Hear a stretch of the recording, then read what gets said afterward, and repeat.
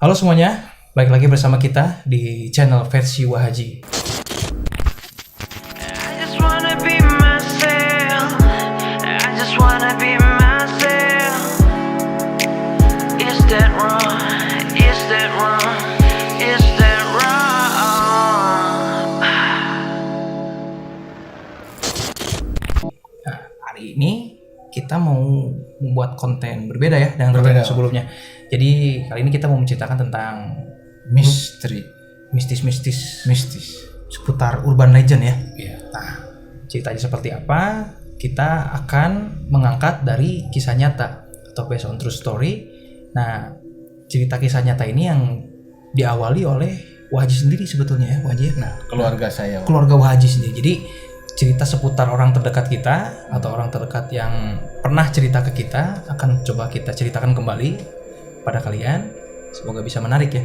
Ya mudah-mudahan. Pasti menarik lah Jadi kalau pengalaman versi Wahaji. lah, Pak. Ya, jadi pengalaman ya. Karena di tahun 2021 ini masih aja ada Wahaji.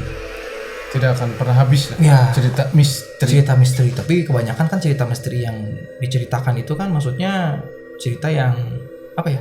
Sosok Yang mistis. yang serem-serem. Cerita misteri yang mistis ya. Iya begitu ya. mistis. Kamistis. Mistis. Ya, jadi cerita yang akan dibawakan ini adalah yang akan coba kita ceritakan maksudnya cerita mistis yang Berhubungan dengan santet. berhubungan dengan santet. Wah, Seperti itu. guna-guna santet Tapi tidak berguna. tapi tidak berguna. Bisa juga yang dikenal dengan teluh. Ada juga teluh, Iya, teluh, bahasa santet, guna-guna. Nah, tiga ini sebenarnya adik kakak Wahaji. Ini beda-beda level, Jurusan? beda-beda jurusan. Oh iya. Ceritanya katanya nih keluarga Wahaji ada yang guna-guna. Nah, guna-guna. Ada yang kena guna-guna. Ada yang kena guna-guna. Nah, guna-guna bisa disebut santet atau apalah itu yang lebih umum didengar oleh masyarakat. Tapi memang kejadian seperti ini masih saja terulang di tahun sekarang ya Wahaji. Ya percaya. Masih tidak ada yang percaya, ya. masih ada yang tidak percaya juga. Bahkan ada yang ya udah sih apa sih, gua nggak percaya nih. Bahkan ada juga yang memang mempercayai dan melakukan itu Ya. di berbagai daerah atau di berbagai tempat lah di Indonesia ini, dan kita masih saja ada di seputar hal-hal seperti itu. Nah, gimana Waji? Boleh Waji ceritain kira-kira gimana tuh pengalaman Waji tentang masalah guna-guna yang menimpa keluarga Waji? Boleh Waji, silakan. Ya kan awalnya yang kena itu mertua saya, Wak. Calon mertua saya pada ya? saat itu gitu kan.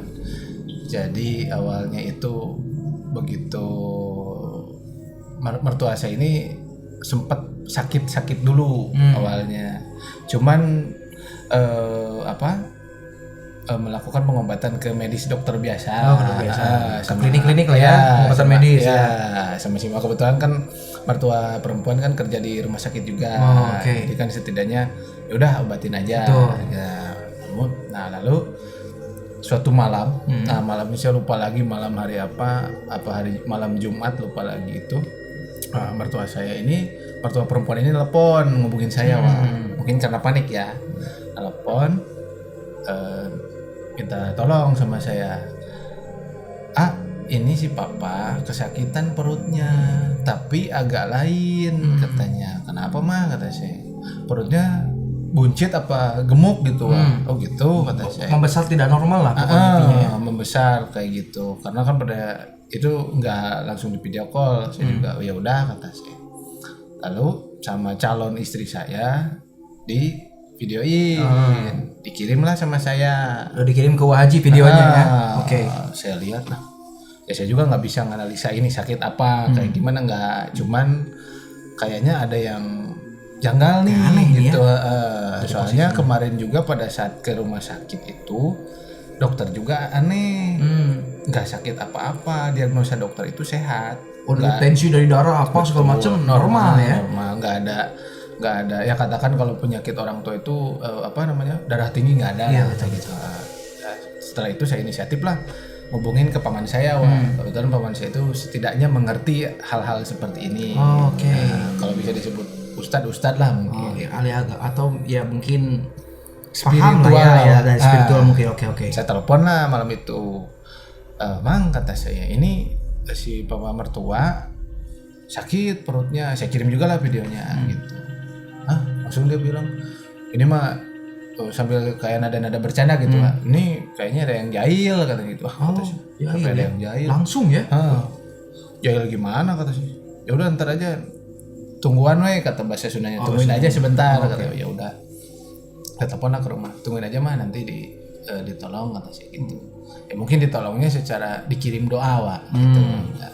Nah, malam itu alhamdulillah berangsur-angsur membaik lah Wak. Nah, lalu esok harinya saya datanglah ke rumah. Saya nanyain kenapa malam kata saya gitu. Iya ini cuma sakit perutnya bengkak terus pindah-pindah. Untuk pindahnya itu awalnya di tengah nih posisi tengah perut, terus ke kanan, terus ke kiri. Waduh, berarti kayak ada sesuatu di dalam ya? Ada benda atau apa gitu ya? Kerasanya kayak gitu Bang. Terus ke atas, terus di tengah lagi sakit lagi kayak di juga ya kayak di nggak ngerti lah kayak di sayat-sayat apa gimana gitu kata saya tanya ya kenapa awalnya takutnya salah makan yang pedas atau apa kan betul ya bisa juga ya. Karena kan ya kita jangan dulu suudon itu ke arah hal-hal yang mistis awalnya betul. Gitu, realistis aja itu masih positive thinking lah ya. Terus kan saya juga nelpon paman saya supaya datang ke rumah supaya nanyain ada apa sebenarnya soalnya kan dari dokter itu nggak ada apa-apa dari medis sudah didiagnosa tidak ada penyakit apapun secara pikiran lain mungkinnya ada sesuatu nih betul. Ya kan dari karena kan keluarga dari istri itu awalnya kurang percaya hal-hal seperti ini gitu makanya teleponnya ke saya. Lalu nggak lama paman saya datang ngobrol lah mungkin obrolan orang tua saya nggak ngerti kan jadi ditanya Wak sama paman saya itu awalnya seperti apa. Awalnya kan orang tua nggak jujur nggak punya masalah sama siapa-siapa tapi karena ya paman saya juga punya pengalaman lah ini nggak mungkin ada asap kalau nggak ada api gitu kan awalnya udah karena tidak jujur maksudnya tidak jujur itu mungkin malu Pak bukan menutup-nutupi kayak gitu. Singkat cerita setelah paman saya dikasih tahu lah sama paman saya sebelum pulang itu untuk baca wirid setelah sholat dan lain-lain dikasih baca udah pulang lah malam harinya jadi lagi Wak jam 9 jam 10 posisi Waji di mana tuh nggak ada pulang ke rumah paman juga sudah nggak ada jadi keadaan lagi normal lah di rumah ya keluarga ya jadi lagi Wak sama seperti malam sebelumnya perut lagi Wak yang efeknya kena efeknya itu perut lagi aduh lapor lagi lah ke lebih parah atau gimana Waji itu posisinya kalau intensitasnya sama Wak sama ya seperti itu nelpon lagi lah ke saya si mama itu ini si papa jadi lagi katanya aduh udah saya telepon lagi lah ke paman saya juga bilang ya udah nanti besok kesana lagi tenang lah kalau dia tenang ya tapi tetap dikasih bacaan dari rumah paman saya dikirim lah intinya dikirim doa alhamdulillah lah agak turun lagi. Nah besoknya ketemu lagi lah saya paman saya sama si bapak mertua barulah pas pertemuan itu barulah paman mertua bilang mungkin ada yang sakit hati. Langsung bilang punya statement begitu ya mungkin punya dugaan ya langsung ya mungkin ada yang sakit hati pernah menegur orang katanya nggak usah nyebutin nama lah intinya pernah menegur orang mungkin si orang ini tidak diterima tidak menerima pada saat ditegur gitu ternyata si bapak ini menegur tetangga belakang. Tetangga kecurigaannya langsung ke tetangga belakang rumah ya. Itu langsung nempel ke belakang rumah tuh ya. Iya, cuman kehalangin solokan aja gitu. Mungkin seperti itu. Karena paman saya udah tahu awalnya si papa nggak cerita udah ngasih tahu saya ada masalah sama orang. Tapi nggak jauh-jauh katanya. Iya mungkin ya. Orang dekat katanya gitu. Tidak. Nah, terus dikasih tahu si paman saya ini langsung bilang ini agak susah karena udah lama nih. Ini jahilnya ini udah lama ternyata. Udah kejadian kesakit hatian ini udah lama berarti ya. Cuman efek yang ekstrim langsung terlihat perut kembung seperti itu baru-baru sekarang gitu. Jadi ada jaraknya dulu mungkin ya. Nggak begitu langsung dikerjain begitu langsung ada hasil ya. Betul. Nah, ternyata kurang lebih itu udah beberapa tahun. Cuman efek yang paling luar biasa itu kemarin itu Wak, gitu. Setelah paman saya ngasih tahu, ini mungkin penyembuhannya nggak akan sebentar, butuh waktu. Karena ini kalau ibarat kotoran karatan itu udah tebal lah Wak, gitu. Jadi harus agak lama ngebersihinnya gitu. Nah, singkat cerita, ternyata paman saya ini butuh bantuan sama gurunya, konsultasi. Karena ini posisinya ya percaya nggak percaya ini sama kurang lebih dikerjainnya sama 3 atau 4 orang dukun lah Wak. Oh, dukun yang dukun. Ilmu hitam berarti 4 dukun ilmu hitam ya gitu. Oh, luar biasa gitu. Akhirnya ya paman saya minta ngeri tolong. juga tuh. Terus? Nah, akhirnya minta tolong ke gurunya ke Garut Wak, gitu. Oh, daerah Garut ya. Nah, daerah Garut. Nah, setelah dari sana kita semua keluarga ke sana, maksudnya tetap minta syariat kan ke Allah ya Wak ya. Minta pertolongan lah. Betul. Ya. Dari sana dikasih bekal wirid juga, bacaan juga dan lain-lain. Terus posisinya di bawah tapi si bapak di bawah. Oh, di bawah. Nah, terus dari sana dikasih bekal golok dari gurunya paman saya Wak. Oh. Golok. Oh, sampai dikasih golok Wajib? Dipinjemin golok. Awalnya kan saya nggak tahu karena dibungkus koran, kirain.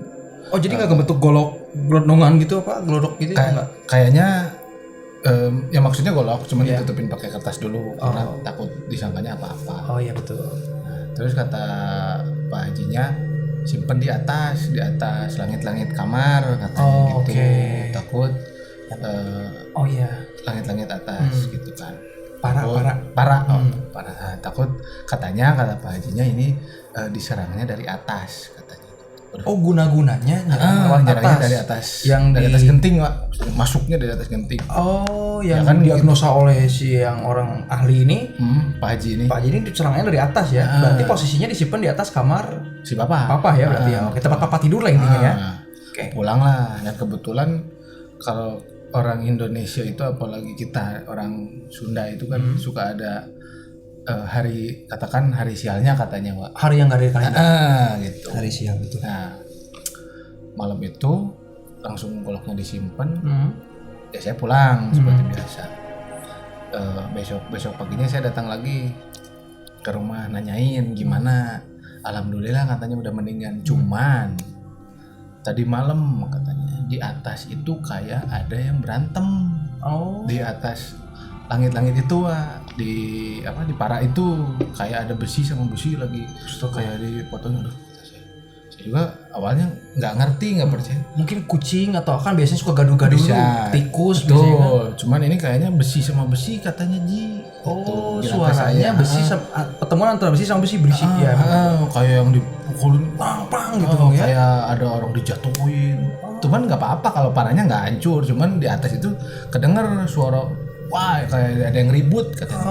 Kata saya ada yang ribut ya udahlah kata saya karena ya mungkin ya walau alam juga mungkin dilindungi sedang bekerja berarti ya. Penitanya kan dilindungi sama Allah lah mungkin perantaranya Pak Haji ini gitu. Terus pagi setelah kejadian itu nggak ada Wak kembung-kembung nggak ada alhamdulillah. Cuman 2 hari setelah itu paman saya datang lagi ke rumah Haji katanya. Kata Pak Haji, saya harus datang. Oh ya udah, datang. Ada apa Mang katanya? Ayo ke rumah si Papa. Ya udah ke rumah. Di sana kayaknya berdoa sih, kayaknya cuman nggak kelihatan berdoa. Tiba-tiba nanya gini ke si Papa, di kamar ada kamar mandi katanya. Kalau kamar mandi bukan, cuman gudang. Oh, posisi di kamar di dalam kamar ada gudang. Ada gudang. Oh gitu, paman saya minta tolong Ji ke gudang katanya. Sok ke sana aja, nggak apa-apa kata, sok ke dalam aja kata. Ya udah saya ke dalam. Tiba-tiba ada suara gini Pak, ada suara kayak keramik dipukul sama apa? Benda tumpul sama palu. Prok gitu. Kata saya tanya ada apa? Nyari-nyari tapi takut. Ya balik lagi lah ke ada suara kata saya di dalam. Buka kata paman saya. Buka berani nggak? Enggak kata saya takut. Awas ya udah saya ke dalam kata paman. Saya nunggulah di ruang tamu kan, masa dalam. nggak tahu ngapain, balik lagi bawa kresek hitam, Wak. Pak ini nih, Bapak sini. Bapak, Apa itu? Nah, awalnya juga saya nggak percaya apa bawa kresek. Cuman kan pas waktu masuk ke kamar nggak bawa apa-apa, bawa kresek, simpenlah di meja. Pak sini, ya walau alam ini Bapak silakan percaya atau tidak. Dibukalah kresek, ada ini Pak, kain kafan dibentukin pocong Pak. Dalamnya itu rambut, tanah, jarum, sama apa? Gabah padi Pak. Gitu ditaliin. Jadi si pocong itu kurang lebih berapa sentinya, 10 atau 15 cm dibuka. Ngeri juga ya. Itu ya kan secara logika seperti apa dan bagaimana bisa masuk ke dalam gudang benda itu gitu. Betul. Itu Siapa yang menyimpan? Nah, Tapi secara logika Waji, gak mungkin ada yang nyimpan benda di situ ya. Yang juga maksudnya yang punya rumah, ya kan? Datang nakolan keramik gitu menyimpan kan Ya, betul. biar apa gitu. Iya. Makanya setelah ketahuan ada barang seperti itu, pantesan si papa ini, mertua ini kalau garuk-garuk itu kayak yang gatel Pak. Di Kalau garuk ya masih gatel. Oh iya benar, maksudnya kayak yang gatel. Ya, kalau garuk gatel dong benar. Kayak nyabutin sesuatu dari muka, dari kepala, khususnya dari kepala, nyabutin sesuatu seperti contohnya gini ya, gini terus simpen. Pernah nggak apa-apa? Saya bilang, kenapa Pak? Katanya, tinggalin katanya gitu. Itu lihat katanya. Enggak ada apa-apa kan saya gitu. Itu tuh lihat. Ya saya ya aja lah, maksudnya menghargai orang tua. Tapi ternyata kan, oh iya ada kayak gini gitu. Nah, setelah itu ketemu barang itu, ya alhamdulillah. Kalau untuk tiap malam perut sudah nggak ada lah, sudah totalitas nggak ada.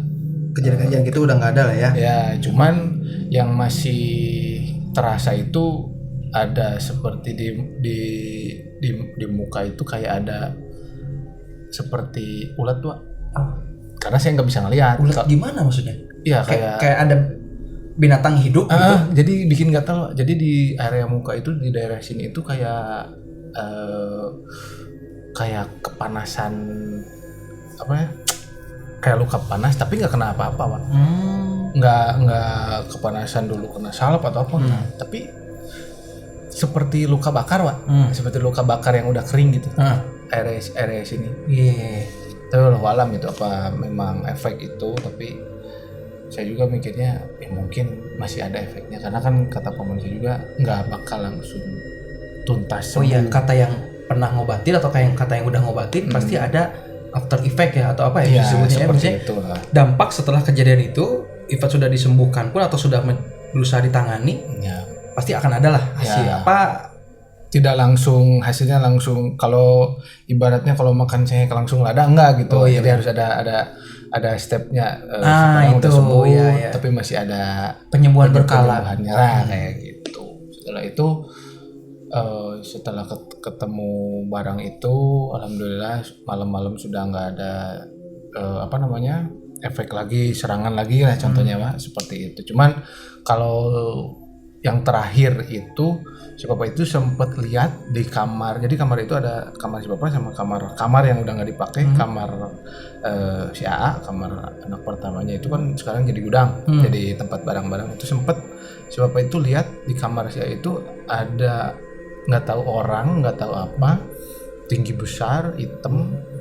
Dia ngajakin si Bapak, bukan ngajakin lah, jadi bilang yaudah saya nyerah katanya. Dia bilang kayak gitu, terus dia jalan ke arah sosoknya itu berkata saya nyerah. Ya udah gitu. Bilangnya apa bahasa Sunda atau apa saya lupa lagi, pada intinya dia bilang ya udah kamu intinya tidak akan saya kerjain lagi. Gitu bahasanya, tapi pakai bahasa Sunda saya juga lupa. Mungkin sudah mengaku kalah kali ya. Walau alam ya. Tapi dia langsung pergi ke yang nggak tahu lah, keluar sana. Berarti pengobatan yang dari Paman Wahaji itu berarti bisa disebut berhasil ya. Biarpun berkala tapi berhasil ya. Maksudnya langsung ada efek positifnya langsung kan? Iya, alhamdulillah. Makanya Setelah itu awalnya tadi itu kan nggak percaya seperti apa. Akhirnya setelah mengalami, oh iya ada ternyata yang seperti ini. Bukan kita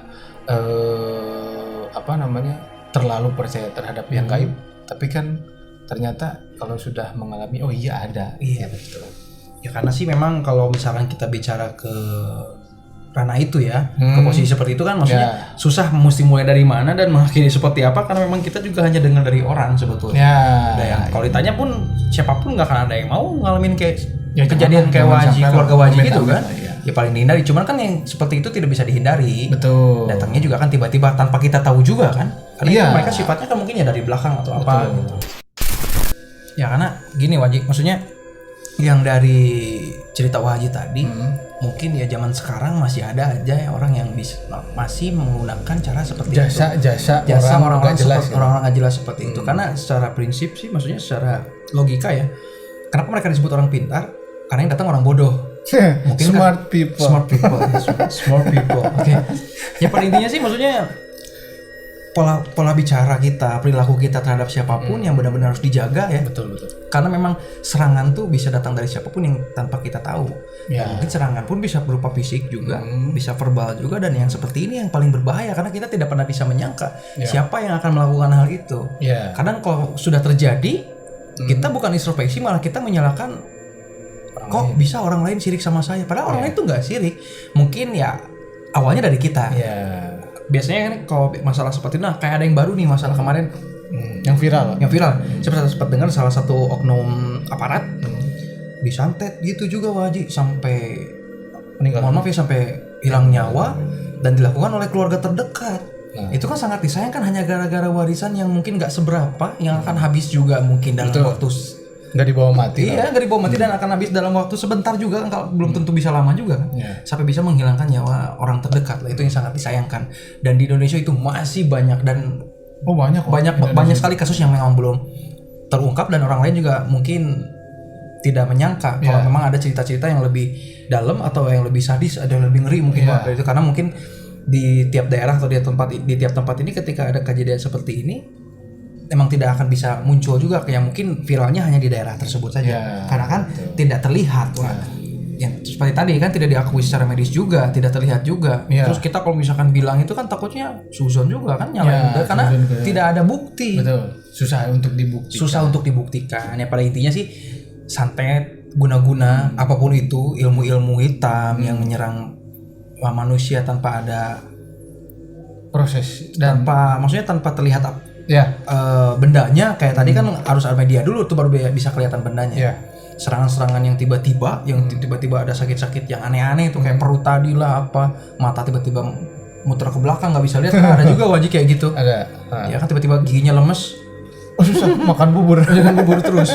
Bubur juga nggak bisa sama mangkoknya.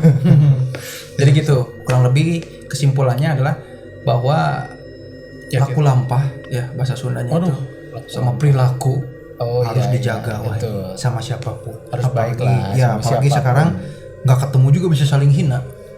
Media sosial. Ledek-ledek. Iya, bisa juga santetnya lewat DM.